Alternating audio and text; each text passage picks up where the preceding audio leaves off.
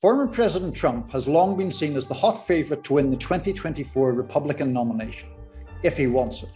But some recent developments have put a cloud over Trump's chances. And so the big question arises, if not Trump, who?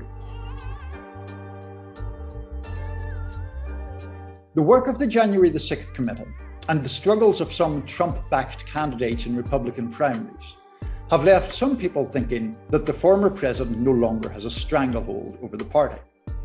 There are several top-tier candidates who might enter the field if the former president declines to try to take back the White House in 2024.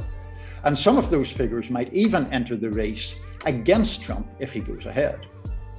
Florida Governor Ron DeSantis is the name that is most frequently mentioned.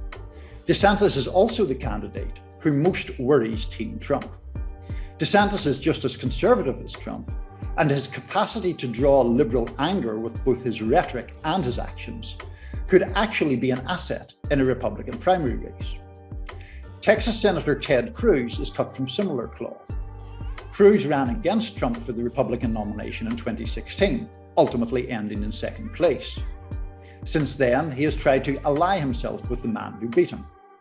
And, like DeSantis, he has an appeal to conservative voters.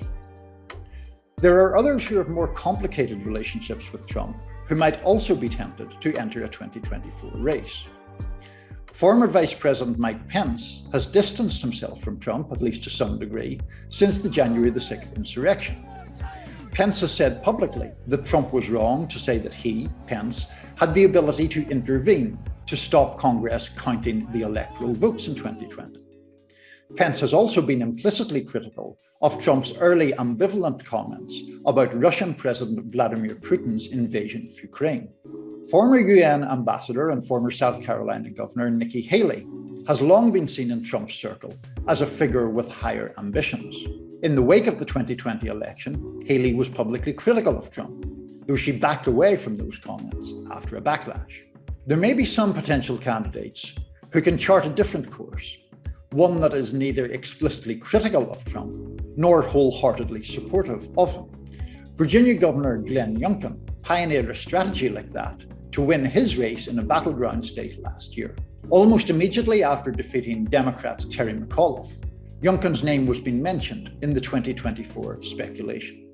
South Carolina Senator Tim Scott is another figure who has some capacity to unite the pro and anti-Trump wings of the party. There are, of course, Republicans who could run as explicitly no apologies anti-Trump candidates. But with the former president winning approval ratings of around 75 or 80% from Republican voters, it's very tough to see a path to victory for that kind of candidate. It's always possible, of course, that a dark horse candidate could emerge from obscurity to claim the 2024 nomination.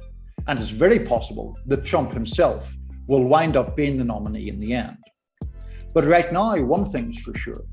There are a lot of potential candidates with their eyes on the prize of the 2024 Republican nomination.